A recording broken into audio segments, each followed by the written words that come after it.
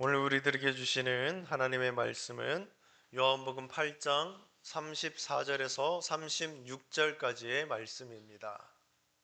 예수께서 대답하여 이르시되 진실로 진실로 너희에게 이르노니 죄를 범하는 자마다 죄의 종이라. 종은 영원히 집에 거하지 못하되 아들은 영원히 거하나니 그러므로 아들이 너희를 자유롭게 하면 너희가 참으로 자유로우리라. 아멘. 우리 주님의 크신 은혜와 평강이 오늘 예배 자리에 함께 하신 모든 성도 여러분들과 가정 가운데에 가득하기를 간절히 소망합니다.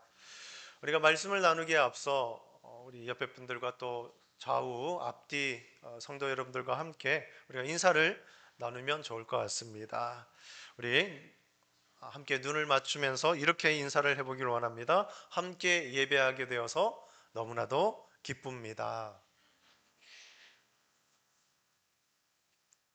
사랑하고 축복합니다. 참 보기 좋죠? 네, 보기가 좋습니다. 예, 서로 눈을 맞추고 이런 인사를 함께 나누자고 했더니 좀 어색하고 쑥스러워서 눈 마주치지 않고 허공을 바라보면서 이렇게 인사말을 건네시는 분들도 계시고 정말 서로의 눈을 지극히 바라보시면서 사랑을 담아서 이 인사를 나누신 그러한 분들도 제가 보게 되었습니다. 우리 주일학교 친구들은 벌써부터 이제 몸이 간질간질해서 이제 설교 바로 시작했는데 벌써 이제 몸이 찌뿌둥하고 지금 움직이기 시작하는 친구들도 있어요.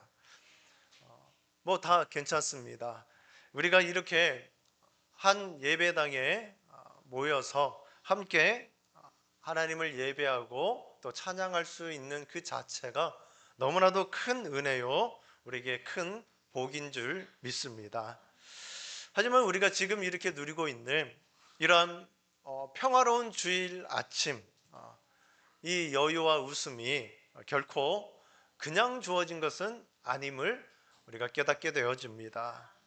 오늘 우리가 맞이한 이 주일이 앞서 우리가 인사말 할 때도 언급을 했지만 우리나라 역사 가운데에서 결코 잊혀질 수 없고 또 잊혀져서는 안 되는 3.1절의 그 의미를 품고 있는 귀한 주일입니다. 동시에 우리는 예수 그리스도의 십자가의 고난을 깊이 묵상하며 또 그 은혜 가운데에 우리가 하루하루 나아가는 이 사순절 기간, 그 두 번째 주일을 우리가 맞이하게 되었습니다. 어떻게 보면 피땀 흘려서 되찾은 이 나라의 광명, 빛이죠. 그리고 십자가에서 흘리신 보혈의 은혜. 오늘 저는 이 두 가지 사건을 우리가 관통하는 하나의 단어, 그것이 무엇입니까? 바로 참된 자유에 대해서 우리가 함께 말씀을 통해서 여러분들과 함께 은혜를 나누고자 합니다. 우리가 먼저 잠깐 머릿속으로 생각을 한번 해봤으면 좋을 것 같습니다. 어느 날 갑자기 낯선 사람들이 여러분들의 집에 쳐들어오게 되었어요. 그래서 내 방도 빼앗고, 그리고 내가 가장 아끼는 것들, 우리 아이들은 내가 가장 좋아하는 그런 장난감, 그걸 다 부셔버리고 빼앗아 갔어요. 그리고 여러분들이 매일 보시는 이 스마트폰, 핸드폰, 그것을 뺏어갔어요. 앞으로 평생 동안 유튜브나 어떠한 그 게임도 절대 할 수 없다라고 우리에게 소리칩니다. 어떨 것 같습니까? 상상만 해도 끔찍한 내 삶이 될 것 같아요. 너무나도 힘든 그러한 삶이 될 것 같습니다. 그런데 그것보다 더 슬픈 일이 있는데 그것이 무엇이냐? 내 사랑하는 자녀들, 내 사랑하는 부모를 억지로 힘든 일만 계속 시키는 거예요. 그리고 내 마음대로 할 수 있는 것이 아무것도 없어요. 어떨 것 같아요? 너무나도 끔찍한 상황임을 우리가 보게 되어집니다. 우리 친구들, 지금으로부터 100년이 넘었어요. 100년이 넘었어요. 100년도 더 지난 그 과거에 여러분들이 살고 있는 이 대한민국이 바로 그러한 깊은 어둠 가운데에 빠져 있었습니다. 스마트폰 이걸 뺏긴 정도가 아니에요. 나라의 주권을 통째로 다 빼앗겼어요. 우리가 자랑스럽게 쓰고 있는 지금 우리말, 한글, 글도 마음대로 쓰지 못하고 부모님이 지어주신 그 소중한 이름, 그 이름조차도 이 다른 나라 말로 바꿔야, 억지로 바꿔야 하는 그런 상황에 놓여져 있었습니다. 내 나라, 내 땅임에도 불구하고 노예처럼 억울하고 비참하게 살아야만 했던 그 과거가 있었습니다. 그 캄캄한 절망 가운데에 우리 믿음의 선배들을 수많은 백성들, 또 이 나라 백성들이 그 무서운 총칼 앞에서도 맨몸으로 뛰어나와서 태극기를 흔들며 대한독립 만세를 외쳤습니다. 차가운 감옥에 갇히고 목숨을 잃으면서도 그 끔찍한 고통을 그들이 이겨냈어요. 견뎌냈어요. 무엇을 위해서 그들이 이기고 견뎌냈습니까? 바로 지금 이 따뜻한 예배당 안에 평안히 앉아있는 우리들을 위해서, 우리 자녀들을 위해서, 다시는 그들이 노예가 되어서 눈물 흘리지 않고 마음껏 꿈을 꿀 수 있는 그 자유로운 나라를 물려주기 위해서 그들이 그러한 숭고한 희생을 치렀다는 것입니다. 오늘 아침 우리가 편안하게 우리의 잠자리에서 눈을 뜨고 또 이 자리에 모여서 함께 예배 드릴 수 있는 이 일상을 그냥 주어진 것이 아니에요. 누군가의 뜨거운 피와 눈물로 쓰인 거룩하고 위대한 선물임을 우리가 깨닫고 감사함으로 오늘 하루를 살아갈 수 있기를 주님의 이름으로 축원드립니다.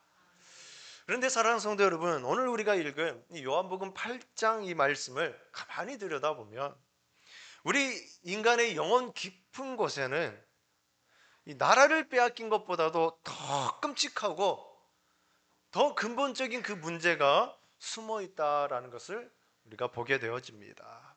그것이 무엇입니까? 바로 눈에 보이지 않는 죄에게 우리의 마음과 영혼을 통째로 뺏겨버렸다는 그 사실을 성경은 우리에게 말해주고 있습니다. 오늘 본문 바로 앞 구절인 이 32절에 보면 예수님은 이렇게 말씀하십니다. 진리가 너희를 자유롭게 하리라 라고 이렇게 선포를 하십니다. 그런데 이처럼 은혜로운 말씀을 듣고 유대인들이 무엇라고 하는지 아십니까? 그리 발끈 화를 내요. 왜 화를 냅니까? 야, 우리가 아브라함 자손이라 남의 종이 된 적도 없는데 어찌 우리가 자유롭게 된다라고 그렇게 말하느냐? 라면서 예수님께 따져 물어요. 여러분, 이 유대인들의 대답이 얼마나 기가 막히고 얼마나 억지스럽고 우스운 얘기인지 아십니까? 이스라엘의 역사를 보면은 어때요? 이스라엘은 애굽 땅에서 400년 동안 종살이, 노예 생활을 했습니다. 바벨론의 포로로 끌려가서 그들이 살았던 과거가 있어요. 심지어 예수님과 대화하고 있는 이 시대는 어때요? 그 순간에도 그들은 로마의 제국의 지배를 받으면서 로마의 세금을 바치고 있는 지금 신세였습니다. 툭하면 남의 나라의 지배를 당하고 노예로 살았으면서도 지금 유대인들은 그 마음 가운데 알량한 종교적인 자부심이 가득했던 것입니다. 자기가 지금 노예 상태라는 것조차 인정하지 못하는 이 헛된 교만이 바로 영적인 맹인의 모습이었던 것이죠. 그런데 이 유대인들의 이처럼 우습고 정말 억지스러운 이 모습이 우리가 낯설지가 않아요. 왜 그렇습니까? 바로 저와 여러분들의 모습과 똑같기 때문입니다. 우리는 스스로 내 인생의 주인이 나라 생각하면서 착각하면서 살아갑니다. 내 의지대로 내 삶을 어떻게 조종할 수 있다라고 여깁니다. 하지만 정말 그렇습니까? 매일 내 결심은 무너져 내려요. 결국 내 안에 욕심과 분노, 내가 행해왔던 그런 습관에 속절없이 끌려다니는 것이 우리의 진짜 모습 아닙니까? 우리는 이런 모습들을 그저 우리가 일상적인 실수, 사람이니까 반복되게 또 어쩔 수 없이 하는 가벼운 해프닝 정도로 우리가 포장하려고 해요. 하지만 성경은 이것을 단순한 실수라고 말하지 않습니다. 첫사람 아담 이후로 우리 영혼의 죄의 사슬을 꼭꼭 묶어서 죄가 시키는 대로 끌려다니는 죄의 노예가 되었다라고 정확하게 진단을 해주고 있습니다. 세상에 아무리 돈이 많아도 아무리 똑똑한 학자라 하더라도 스스로 이 영적인 노예 상태에서 결코 벗어날 수 없음을 성경은 선포하고 있습니다. 여러분들, 노예의 비극이 여러분들은 무엇라고 생각하십니까? 힘든 점이 무엇라고 생각하십니까? 노예 신분의 가장 진짜 비극은 매일 죄에 끌려다니면서 고통받는 그것이 아니에요.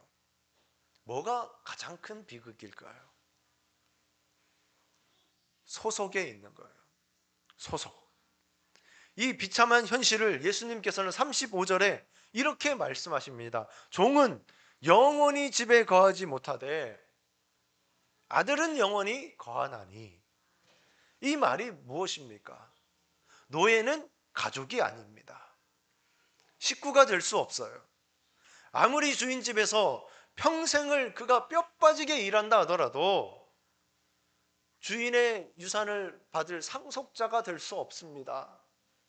주인이 나가라고 하면 언제든지 그냥 나가야 돼요. 죄의 노예된 우리의 영적 처지가 바로 이와 같았다라고 성경은 말하고 있는 것이죠. 죄에 매여 있는 한은 우리는 결코 하나님 아버지의 집에 영원히 거할 수 있는 가족이 될 수가 없어요. 그러한 절망적인 상태에 우리가 놓여져 있었다라고 성경은 말하고 있는 것입니다. 내 삶의 주권을 완전히 빼앗긴 채 마치 나라 잃은 백성처럼 숨죽여 살아야 하는 영적인 일제강점기를 겪고 있었다라고 성경은 말하고 있는 것이죠. 바로 그때 그 영원한 아들이신 예수님께서 이 철저한 절망 속에 갇힌 우리를 구원하시기 위해 하늘의 보좌를 버리시고 이 낮고 낮은 땅으로 내려오셨다라고 성경은 우리에게 보여주고 있는 것입니다. 왜 오셨어요? 온 인류를 죄의 사슬에서 끊어내시고 하나님 아버지의 품으로 돌아오게 하는 그 위대한 영적 독립운동을 직접 시작하신 것입니다. 여러분, 이 영적인 독립이라고 하는 것은 나 혼자 내 마음대로 내 고집대로 멋대로 살겠다라고 하는 것이 아닙니다. 여러분들, 죄의 종에서 벗어나서 영광스러운 하나님의 자녀로 그분의 영원한 가족으로 우리의 소속이 완전히 바뀌었음을, 진정한 해방을 의미하고 있습니다. 하지만 노예되었던 우리가 자유인이 되고 또 하나님의 가족이 되기 위해서는 무언가가 필요했어요. 그게 무엇입니까?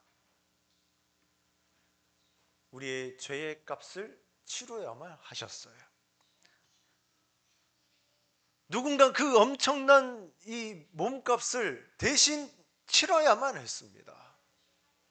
예수님은 군대를 동원해서 무력을 사용해서 이스라엘을 뒤엎으며 로마 제국을 뒤엎으며 그 모든 인류의 자유를